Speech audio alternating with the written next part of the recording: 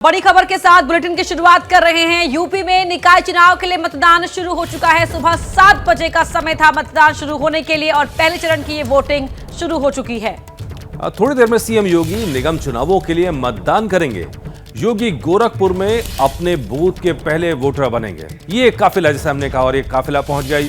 CM योगी पहले voter बनने के लिए, जैसा उन्होंने लोकसभा चुनाव में किया था, विधानसभा चुनाव में किया था, अपने बूथ के पहले वोटर बनने के लिए पहुंच गए हैं। सीएम योगी गोरखपुर के इंग्लिश मीडियम प्राथमिक विद्यालय के बूथ नंबर 797 पर वोट डालने वाले हैं। ये तस्वीरें हैं सीएम योगी के पहुंचने की। सीएम योगी वोट डालने के लिए पहुंच गए हैं।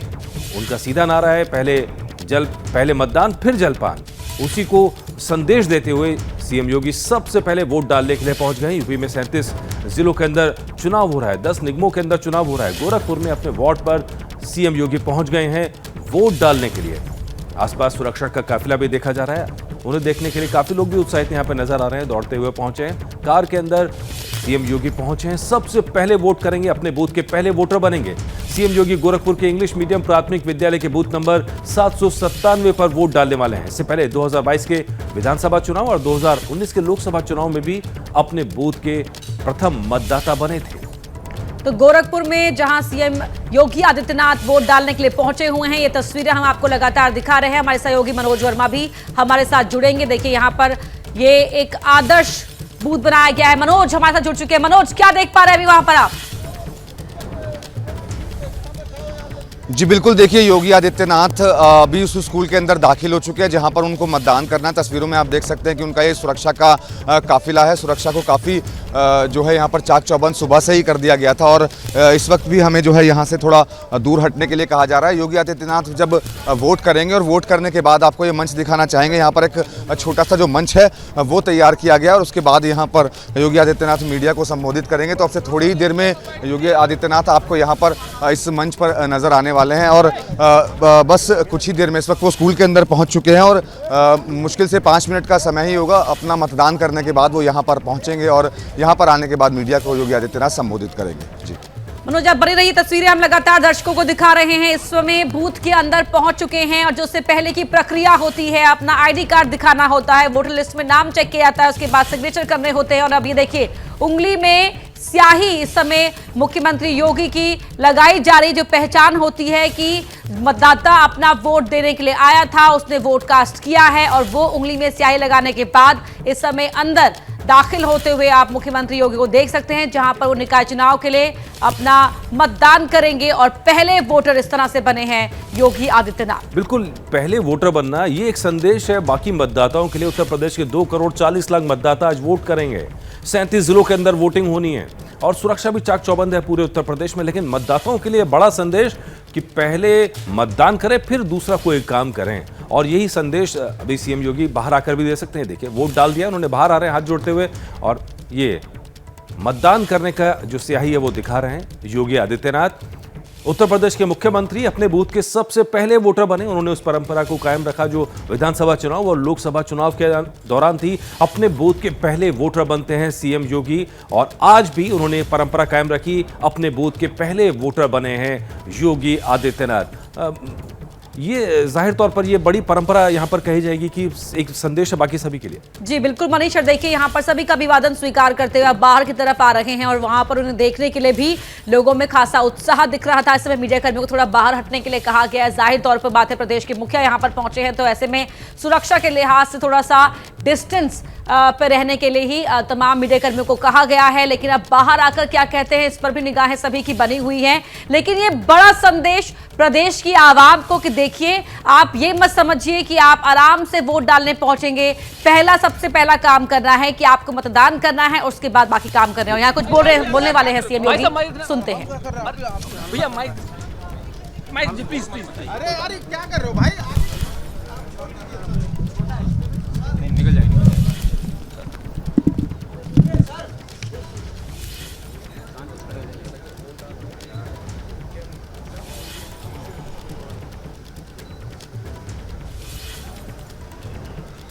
मित्रों, उत्तर प्रदेश नगर निकाय के चुनाव के प्रथम चरण का आज मतदान प्रारंभ हो चुका है। मैंने अभी मतदान किया है। पूरे प्रदेश में 4 करोड़ 32 लाख से अधिक मतदाता नगर निकाय चुनाव में 2 चरणों में होने वाले चुनाव में भाग लेकर के नगरीय व्यवस्था को सुदृढ़ बनाने, सुंदर बनाने और स्मार्ट सिटी और सेफ सिटी के कॉन्सेप्ट को लागू करने के लिए प्रदेश की जनता जनार्दन और नगरीय क्षेत्र के मतदाताओं के द्वारा ये चुनाव प्रारंभ हो रहा है। आज प्रदेश के 10 नगर निगम में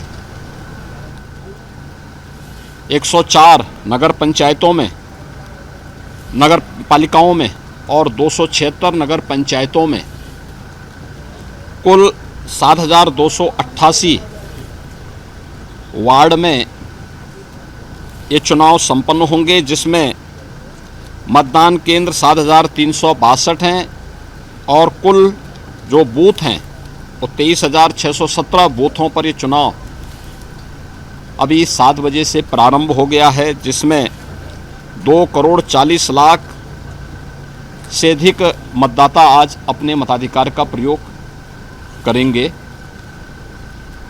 37 जनपदों में चुनाव आज प्रारंभ हो रहा है और ईश्वर की कृपा देखें कि कितना सुहावना मौसम है।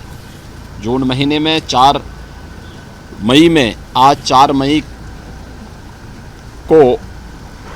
मई को इतना सुहावना मौसम, ये वास्तव में नगरीय सरकार भी अच्छी चुने, मतदाता अपने मताधिकार का प्रयोग कर सके, इसके लिए इसे मैं ईश्वर की विशेष कृपा मानता हूँ।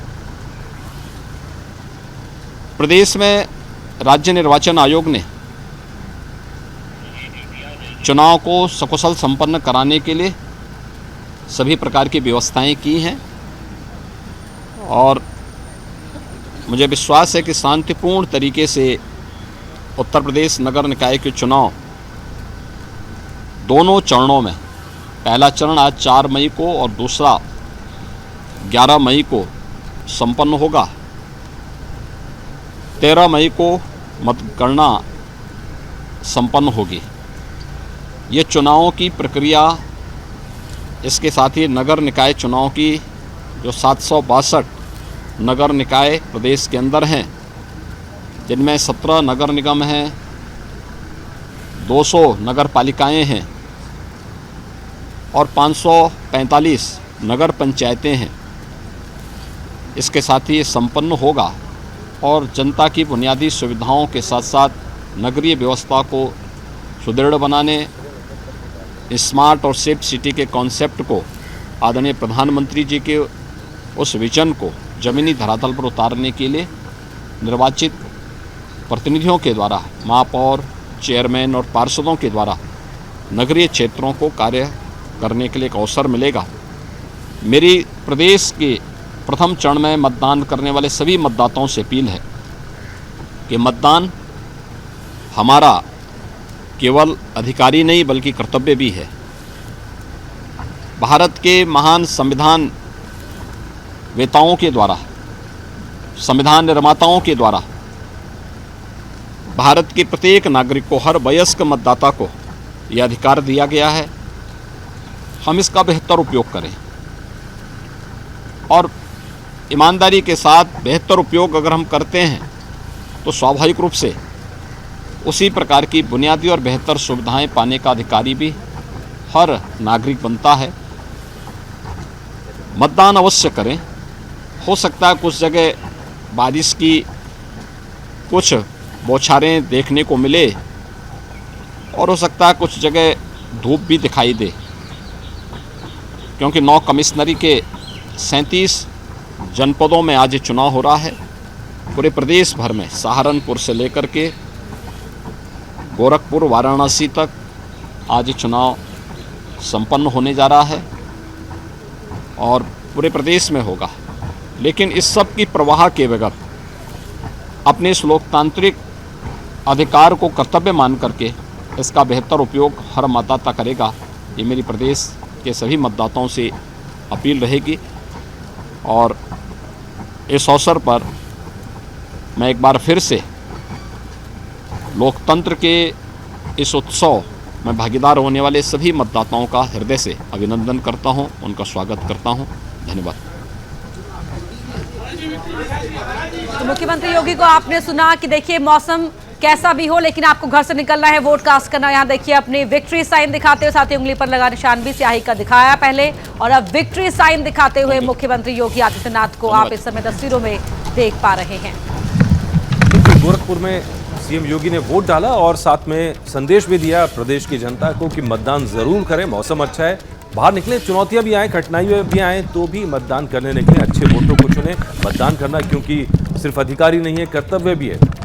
और ये बड़ा मतदान यहाँ पर चला, 2,40,00,000 मतदाता हैं जिनको वोट करना है। 37 जिलों में आज मतदान हो रहा है और सीएम योगी ने खुद अपना आदर्श सामने स्थापित करके संदेश दिया है कि कोई भी काम करने से पहले सबसे पहले वोट करें, क्योंकि ये आपका अधिकार ही नहीं, कर्तव्य भी। देखिए मौसम अच्छा है तो अच्छे उम्मीदवार चुने, और इससे पहले भी लगातार हमने देखा किस तरह से तूफानी अंदाज में मुख्यमंत्री योगी ने चुनाव प्रचार किया था। मनोज हमारे सहयोगी लगातार जुड़े हुए हैं उसी बूथ से जहां वोट कास्ट करने के लिए पहुंचे थे सीएम योगी आदित्यनाथ।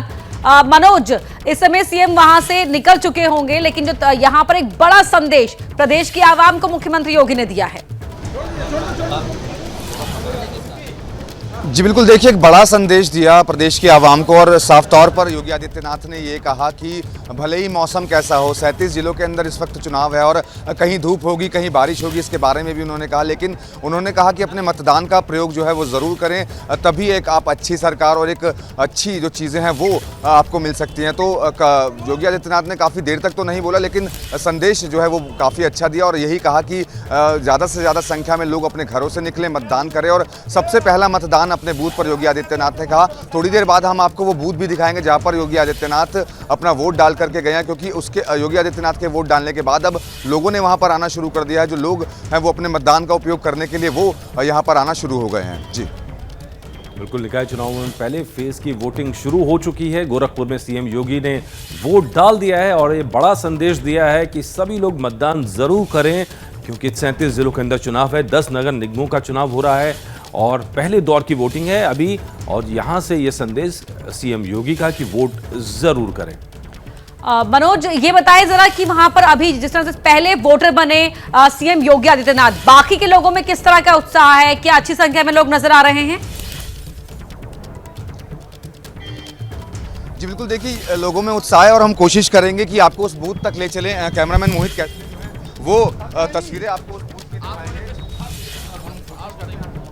सुरक्षा के जो पुख्ता इंतजाम वो जो है यहाँ पर किए गए हैं। आप तस्वीरों में आप देख सकते हैं कि सुरक्षा के पुख्ता इंतजाम किए गए थे। जब योगी आदित्यनाथ यहाँ पर पहुँचे थे तब इस जो ये सड़क थी इसको पूरा तरीके से बंद कर दिया गया था। फिलहाल अब योगी क्योंकि यहाँ से चले गए हैं तो लोगों की जो आवाजाही है उसको अब सामान्य यहाँ पर किया जा रहा है। और मैं आपको उस बूथ की तरफ लेकर चलता हूँ जहाँ पर योगी आदित्यनाथ ने अपना वोट डाला है। उसको प्रॉपर अच्छे से सजाया गया था उस बूथ को। और ये आपको तस्वीरें मैं देखिए आपको उस बूथ की दिखाना चाह रहा हूँ कि जहाँ पर योगी आदित्यनाथ सबसे पहला जो वोट है वो डालकर गए हैं। ये देखिए तस्वीरें आप देख सकते हैं कि यहाँ पर किस तरीके से सजावट जो थी वो की गई है और पिंक बूथ जो है इसको बनाया गया है। और लोग भी देखिए अब सुबह सुबह यहाँ पर पहुँच चुके हैं और अपना जो वोट है वो डालने के लिए यहाँ पर लोग आए हुए हैं। तस्वीरें आप इस पिंक बूथ की देख सकते हैं। आदर्श मतदान केंद्र जो है वो इसको यहाँ पर बनाया गया था। तस्वीरें आप देखिए ये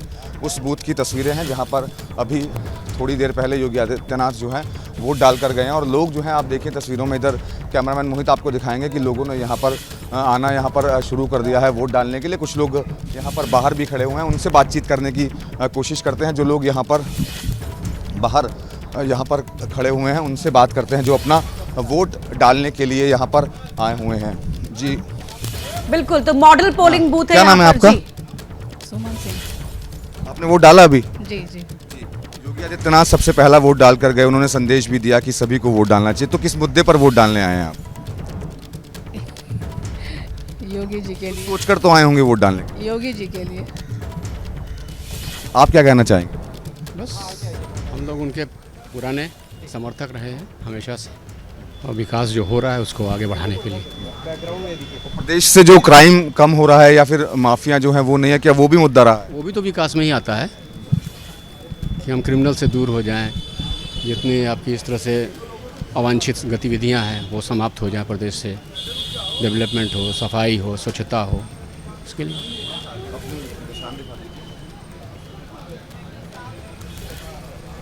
जी देखिए, योगी आदित्यनाथ के बाद जो वोटर्स यहाँ पर मौजूद हैं जी। उन्होंने अभी वोट डाला है और उनका यही कहना है कि अभी की सरकार के अंदर काफी विकास हो रहा है और उसी को देखते हुए हमने वोट डाला है। तो क्योंकि लोकल बॉडी के चुनाव है तो इसमें लोकल इलेक्शंस, लोकल मुद्दे जो है वो हावी रहते हैं। बहुत शुक्रिया मनोज आपका इस पूरी जानकारी के लिए। यूपी में निकाय चुनावों के लिए वोटिंग शुरू हो चुकी है। झांसी के सिविल लाइंस में मौजूद हाफिज सिद्दीकी कॉलेज से ईवीएम खराब है ऐसी सूचना मिल रही है, इसलिए अभी पहला वोट नहीं पड़ सका है। देखिए रविकांत की रिपोर्ट।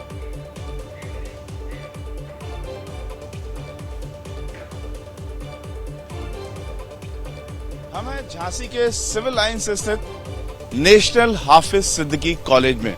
यहाँ पर मेयर और पार्षद का पोलिंग हो रही है और फिलहाल यहाँ कुछ लोग मौजूद हैं। 7 बज चुका है। क्या स्थिति है? आप लोगों ने पोलिंग कर ली? सर 7:15 हो चुका है। सुबह मैं 6:30 बजे से आया हूँ यहाँ पे। एक तो मशीनें खराब हैं, अभी तक रेडी नहीं हुई है, बाकी वोटर खड़े हुए हैं वोट डालने के लिए। ये सरकार की बहुत बड़ी उदासीनता है जिसे मैं कहूँगा। क्या स्थिति है? आप लोगों ने वोट डाला? नहीं, हमने अब वोट डाला, मशीन खराब है। अगर जल्दी हाथ दिया तो 8 बजे वोट डलेगा यहाँ तो। 1 घंटा हो चुका है यहाँ आए हुए सर। सभी लोग खड़े हुए हैं, परेशान हो रहे हैं सर। 1 घंटे के समथिंग हो गए खड़े हुए, मशीन खराब है। तो क्या अभी स्थिति है? वोट नहीं पड़ा? अभी नहीं पड़ा। दिखाइए अपना ये कार्ड दिखाइए। तो लोग अपना अपना वोटिंग कार्ड लेकर के आए हैं, वोटिंग की पर्ची लिए हुए हैं, लेकिन फिलहाल इस पोलिंग सेंटर में पहला वोट नहीं पड़ा है क्योंकि जो मशीनें हैं वो खराब हैं। लेकिन जो व्यवस्थापक हैं उनका कहना है कि जल्द ही मशीनें बदली जाएंगी और वोटिंग शुरू हो जाएगा और जो देरी हो रही है उसे कोशिश की जाएगी कि अगर अनुमति मिलती है इलेक्शन कमीशन की तो इस वोटिंग का टाइम भी बढ़ाया जाएगा। कैमरामैन दीक्षित के साथ रविकांत, एबीपी न्यूज, झांसी। और अब बड़ी खबर का रुख करें जम्मू कश्मीर के बारामूला से। इस समय की बड़ी खबर आपको बता दें, बारामूला में सुरक्षा बलों ने एनकाउंटर में 2 आतंकियों को मार गिराया है। आतंकियों के पास एक AK-47 और एक पिस्टल मिली है। फिलहाल इलाके में सर्च ऑपरेशन जारी है। इस समय की ये बड़ी खबर जम्मू कश्मीर के बारामूला से आपको बता रहे हैं, जहां पर सुरक्षा बलों को ये कामयाबी हाथ लगी है। 2 आतंकियों को ढेर सुरक्षा बलों ने कर दिया है। कहीं उनके कोई और साथी तो वहां फिलहाल छिपे हुए नहीं है। इसको सुनिश्चित करने के लिए यहां पर सुरक्षा बल फिलहाल सर्च ऑपरेशन चला रहे हैं। पूरे इलाके में यह सर्च ऑपरेशन चलाया जा रहा है। उमेश पाल मर्डर केस में एक नए वीडियो से हुआ है बड़ा खुलासा। हम उठाएंगे इस रहस्य से पर्दा। क्या उमेश पाल की जान बच सकती थी?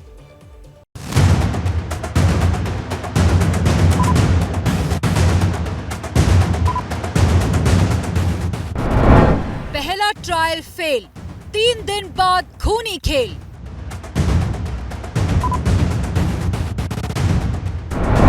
चार कैमरों में कैद अतीक का ऑपरेशन 21।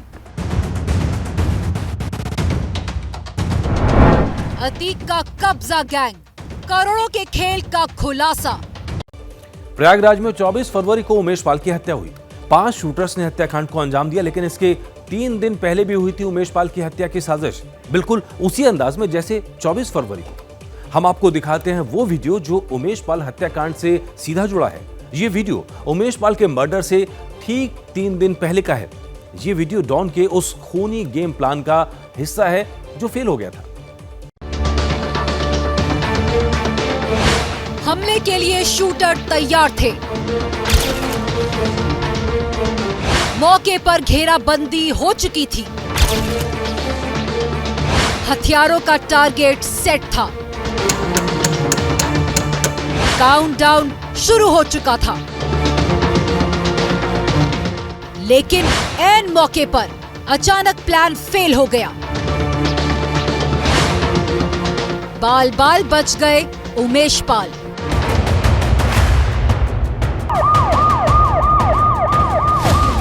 ये माफिया डॉन अतीक का ऑपरेशन 21 था। जी हां, ऑपरेशन 21। अतीक ने उमेश पाल की हत्या के लिए 21 फरवरी का दिन चुना था। सारी तैयारी हो चुकी थी। अतीक के शूटर उमेश पाल के घर तक पहुंच चुके थे, लेकिन वक्त को शायद ये मंजूर नहीं था और 21 फरवरी को उमेश पाल की हत्या के प्लान पर पानी फिर गया। लेकिन अतीक और उसके गुर्गे खामोश नहीं बैठे, वो मौके की ताक में थे और इसके 3 दिन बाद ठीक उसी अंदाज में 24 फरवरी को उमेश पाल की सरेआम हत्या कर दी गई।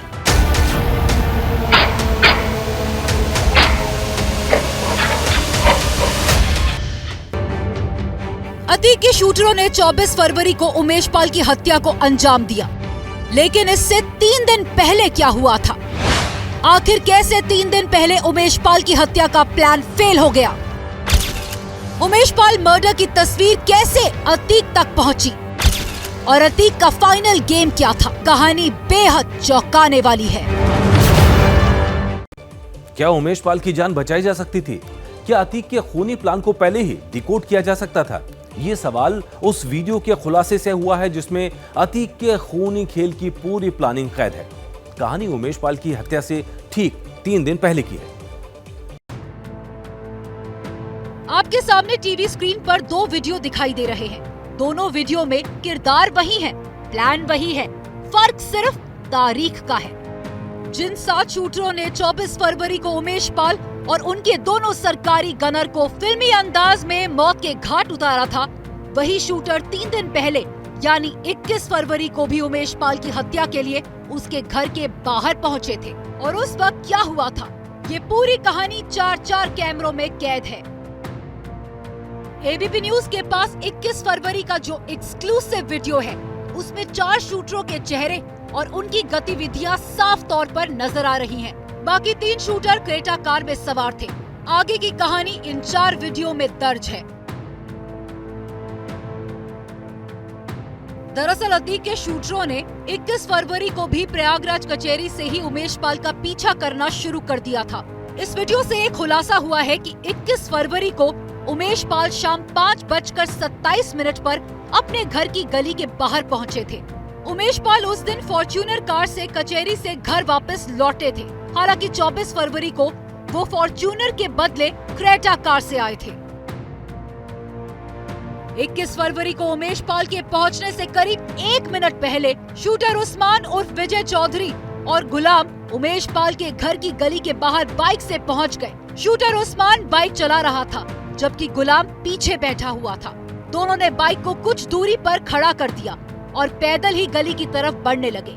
सबसे पहले शूटर गुलाम उमेश पाल के घर की गली के ठीक बाईं तरफ इलेक्ट्रॉनिक शॉप में पहुंचा और वहां ग्राहक बनकर बातचीत कर रहा था। कुछ सेकंड बाद उस्मान और विजय चौधरी भी इसी दुकान में दाखिल हो गया। 24 फरवरी को भी गुलाम इसी इलेक्ट्रॉनिक शॉप में ग्राहक बनकर छिपा हुआ था। 21 फरवरी की शाम उमेश पाल की फॉर्च्यूनर कार घर की गली के बाहर पहुंची। इसके बाद कार को गली के बाहर सटा कर लगाया गया। उमेश पाल की कार के ठीक पीछे 3 शूटर क्रेटा कार पर थे। क्रेटा कार में अतीक अहमद का बेटा असद, शूटर साबिर और ड्राइवर अरबाज बैठे हुए थे, जबकि शूटर अरमान और बमबाज गुड्डू मुस्लिम क्रेटा कार के साथ ही बाइक पर सवार होकर पहुंचे थे। उमेश पाल की फॉर्च्यूनर कार से ठीक पीछे शूटरों ने अपनी क्रेटा कार बीच सड़क पर ही रोक दी। साथ ही शूटर अरमान और बमबाज गुड्डू मुस्लिम ने अपनी बाइक भी रोक दी। प्लानिंग ये थी कि उमेश पाल जैसे ही कार से उतरकर घर की गली में दाखिल होने लगेगा, उस पर हमला बोल दिया जाएगा।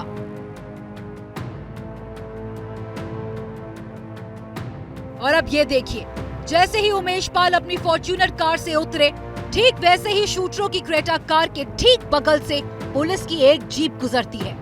पुलिस की जीप देखकर शूटर डर गए और उन्होंने उमेश पाल पर हमला नहीं किया। और इसके अगले ही पल उमेश पाल और उसके दोनों गनर उतरकर गली में चले गए और इसके बाद शूटरों का प्लान फेल हो गया।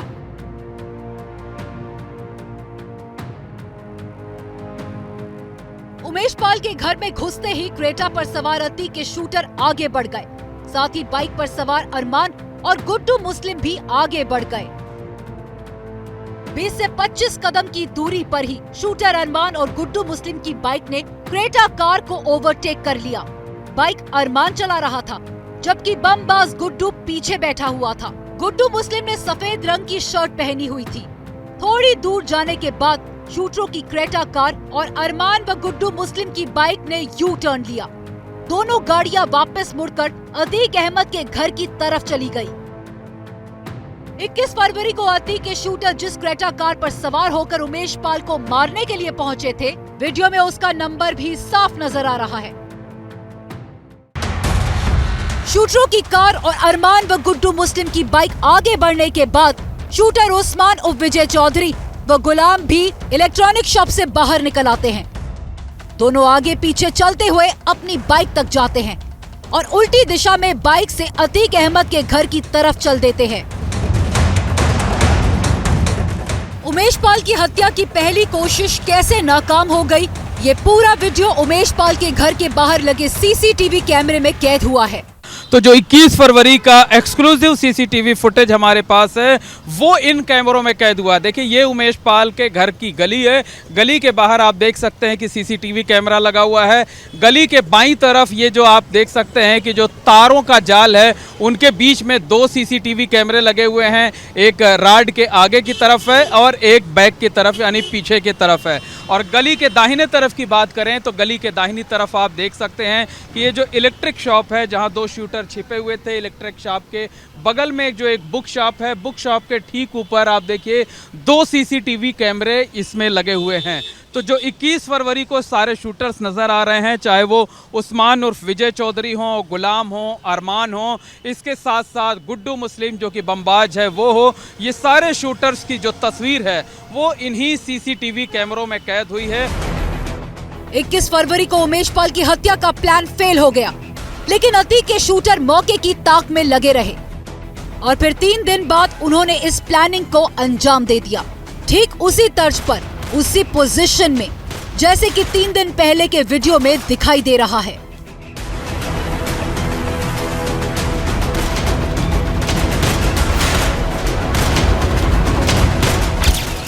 क्या उमेश पाल की जान बचाई जा सकती थी? क्या इस हत्याकांड को रोका जा सकता था? हत्या के 3 दिन पहले के वीडियो को देखकर अब यही सवाल उठ रहे हैं। उमेश पाल के परिवार वालों को अगर 3 दिन पहले अतीक की साजिश की भनक लग जाती तो वो चौकस हो जाते। अगर उन्हें पता चल जाता कि 21 फरवरी को अतीक के शूटर उमेश पाल को मारने आए थे तो कहानी कुछ और होती। उमेश पाल न कोई जोखिम लेते और न ही सुरक्षा में कोई ढील बरती जाती। 21 तारीख को भी इसी दुकान में आकर और अरमान और गुलाम जो थे वो थे और एक कार पीछे आती जो जिस क्रेटा से आए थे हमलावर पहले दिन जिस दिन हमला किया था, वो लोग उनके पीछे गुड्डू और अरमान दोनों बाइक से थे उसके पीछे ही, जिसमें कि वो लोग दिख रहे थे सामने ही पीछे कार में कि जैसे ही मामा जी की कार आती है तो गुलाम और उस्मान जो है पहली दुकान में बैठे रहते हैं और गुड्डू मुस्लिम और अशद और अरबाज जो थे जो कार से आते हैं वो पीछे उसी तरीके से बराबर की थी। उस दिन पुलिस की जीप आने की वजह से शायद उन्होंने हमला कैंसिल कर दिया था, लेकिन 21 तारीख को प्लान था ये लोग उसको अंजाम देने के लिए। अतीक के शूटर हर हाल में उमेश पाल को मारने को आमादा थे। अतीक का आखिरी गेम प्लान भी उमेश पाल का मर्डर कराना था और इसकी हर खबर एक ऐसे शख्स के पास पहुंच रही थी जो अतीक का बेहद खास था। अतीक अहमद जेल में बैठकर मोहरे चल रहा था और बाहर अतीक के गुर्गे उसकी साजिश को अंजाम दे रहे थे। और अब छानबीन में एक ऐसे शख्स का नाम सामने आया है जिसका अतीक से पुराना कनेक्शन था और वो कोई और नहीं बल्कि अतीक का वकील था। अतीक का पुराना करीबी, अतीक के गुनाहों का राजदार सौलत हनीफ पेशे से वकील है। और अब छानबीन में ये बात सामने आ रही है कि सौलत हनीफ का कनेक्शन प्रयागराज शूटआउट से भी है और वो अतीक की फरार बीवी शाइस्ता और बमबाज गुड्डू मुस्लिम के भी कई राज जानता है। प्रयागराज पुलिस ने जब अतीक के वकील सौलत हनीफ के घर छापा मारा तो ये सारी कहानी खुलने लगी। पुलिस ने सौलत हनीफ के घर से 3 मोबाइल फोन, 9 mm की पिस्तल, कई जिंदा कारतूस बरामद किए हैं। लेकिन इसमें सबसे खास वो आईफोन है जो अतीक की तरफ से उसे दिया गया था। उस आईफोन से सौलत अतीक और शूटरों से बात किया करता था और उसी आईफोन से उसने उमेश पाल की फोटो अतीक और उसके बेटे असद को भेजी थी। सौलत हनीफ जो कि अतीक अहमद का वकील है, उसे लेकर प्रयागराज की पुलिस सौलत हनीफ के प्रीतम नगर स्थित आवास पर पहुंचे थे। तकरीबन आधे घंटे तक यहां पर छापेमारी की गई। दावा यह किया जा रहा है कि उमेश पाल मर्डर केस में जो आईफोन था वो आईफोन यहां से बरामद हुआ है। इसी आईफोन से अतीक अहमद के बेटे असद अहमद की तस्वीरें, असद अहमद को तस्वीरें भेजी गई थी उमेश पाल की, जिसके जरिए पहचान करते। और यहां से देखिए ये पुलिस टीम जो है सौलत हनीफ को लेकर रवाना हो गई है। अतीक के वकील सौलत हनीफ का घर प्रयागराज के प्रीतम नगर में है। पुलिस की छापेमारी में उसके घर से अतीक से जुड़े कई खास डॉक्यूमेंट्स भी मिले हैं। सौलत हनीफ से कई बार पूछताछ हो चुकी है। पुलिस उससे जानना चाहती है उमेश पाल की हत्या के पीछे का पूरा खेल क्या है। सौलत ने उमेश पाल की फोटो और किन लोगों को भेजी थी। अतीक अहमद की फरार पत्नी शाइस्ता परवीन कहाँ छुपी हो सकती है। सौलत ने अतीक के शूटरों से कब और कितनी दफा बात की। अतीक के आईफोन की क्लाउड आईडी किसने बनाई थी। अतीक और उसके शूटर फेस टाइम के साथ और कौन से ऐप का इस्तेमाल बातचीत के लिए करते थे। अतीक के वकील सौलत हनीफ को उमेश पाल अपहरण केस में उम्र कैद की सजा भी मिली हुई है। पुलिस सौलत के जरिए उमेश पाल शूटआउट से अतीक की हत्या तक के कई राज खोलने की कोशिश में है। लेकिन इस बीच अतीक के उस करोड़ों के खेल का खुलासा हो चुका है जिसका सबूत एबीपी न्यूज के पास है। तो ये खबर हमने आपको दिखाई और इस वक्त एक बड़ी खबर अब आपको बता दें। कांग्रेस नेता राहुल गांधी और तमिलनाडु के मुख्यमंत्री एम.के. स्टालिन ने शरद पवार के इस्तीफे के बाद सुप्रिया सुले से फोन पर बात की है। सूत्रों के मुताबिक राहुल गांधी ने पवार से अपने फैसले पर पुनर्विचार करने की विनती की है। विपक्ष के कई दूसरे बड़े चेहरों ने भी पवार से फोन पर बात की है और पुनर्विचार करने की बात कही। इस बारे में ज्यादा जानकारी के लिए संवाददाता रौनक कुकड़े हमारे साथ जुड़ गए हैं। रौनक, क्या अपडेट है? क्या पुनर्विचार के ऊपर फैसला हो रहा है, बात हो रही है? कब शरद पवार कोई ऐलान कर सकते हैं?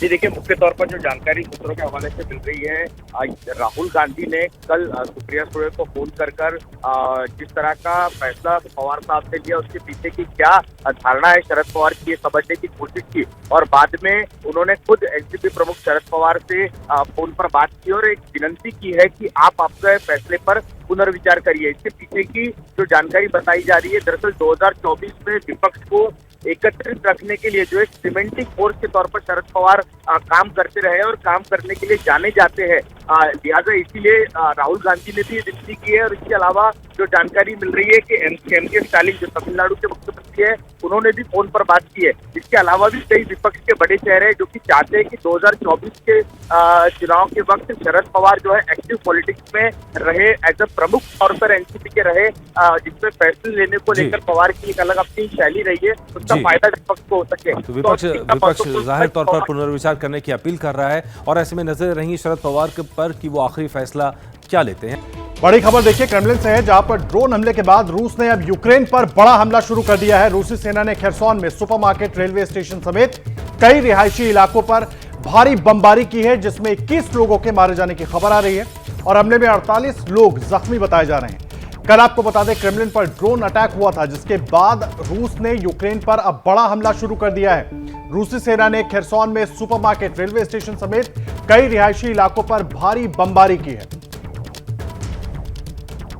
और इस बमबारी में 21 लोगों के मारे जाने की खबर मिल रही है। हमले में 48 लोग जख्मी बताए जा रहे हैं। तस्वीरें हम आपको दिखा रहे हैं कल जिस वक्त क्रेमलिन पर हमला हुआ था और उसके बाद तमाम तरह की अफवाहें तभी से उठना शुरू हो गई थी और अंदाजा ये क्योंकि रूस की तरफ से जिस तरह की रिएक्शन दिया गया था, साफ तौर पर कि यह अटैक रूसी राष्ट्रपति व्लादिमीर पुतिन पर हुआ और इसका जवाब दिया जाएगा। प्रणय उपाध्याय हमारे साथ जुड़ गए हैं। प्रणय, अब बड़ी खबर आ रही है खेरसोन से, जहां पर रूस की तरफ से बड़ा अटैक शुरू हो गया है, क्या पूरा अपडेट है और एक तरीके से अब जवाबी कार्रवाई? निश्चित रूप से जिस तरीके की प्रतिक्रियाएं आदर्श रूस की संसद के अंदर सामने आई थी, जिस तरीके से रूस के नेताओं ने कहा था कि अब सीधे वार करने का वक्त आ गया है, क्योंकि क्रेमलिन के ऊपर जो ड्रोन अटैक हुआ था और उसके बाद अब रिपोर्ट्स आ रही हैं, खुद राष्ट्रपति जेलेंस्की ने इस बात की तस्दीक की है कि खेरसोन के इलाके के अंदर जो है कई जगह पर हमले हुए हैं और उसके अंदर खास तौर के ऊपर रेलवे स्टेशन, गैस स्टेशन और कई जो दुकानें हैं उनके ऊपर हमले हुए हैं, कई जो रिहायशी इलाके हैं उन पर हमले हुए हैं और अभी तक की जानकारी के मुताबिक करीब 21 लोग मारे गए हैं, 48 लोग इसके अंदर घायल हुए हैं, और जो यूक्रेन का दावा है कि ये तमाम लोग सिविलियंस हैं, यानी जो नागरिक हैं उनको निशाना बनाया गया है, नागरिकों पर हमला किया गया है। हालांकि रूस की तरफ से इस कार्रवाई को लेकर कोई आधिकारिक बयान नहीं आया है अभी तक, और यूक्रेन की तरफ से ये दावा किया जा रहा है कि खरसों के अंदर जो ये बमबारी हुई है, जो हमला हुआ है, इसके अंदर करीब 21 लोग मारे गए हैं, अब तक 48 लोग घायल हैं, लेकिन घायलों की संख्या और ज्यादा हो सकती है। ये तमाम जानकारी फिलहाल निकलकर सामने आ रही है। रूस की तरफ से इसे बड़ी कार्रवाई जरूर कहा जा सकता है, क्योंकि जिस तरीके से क्रेमलिन के ऊपर या राष्ट्रपति पुतिन के ऊपर हमला करने की कोशिश की गई थी, उसके बाद जो जवाबी कार्रवाई है उसका अंदाजा लोग लगा ही सकते थे। और ऐसे में ये निश्चित रूप से चुनौती भरा इसलिए भी हो जाता है आदर्श, क्योंकि जब लड़ाई खत्म होने के लिए इंतजार किया जा रहा है, तमाम कोशिशें चल रही हैं, बल्कि लड़ाई फिलहाल और इंटेंसिफाई होती, तेज होती हुई नजर आ रही है। रूस के राष्ट्र के विदेश मंत्री सर्गेई लावरोव आज भारत पहुंच रहे हैं अब से कुछ देर बाद। जी, बहुत शुक्रिया प्रणय आपका इस पूरी जानकारी के लिए।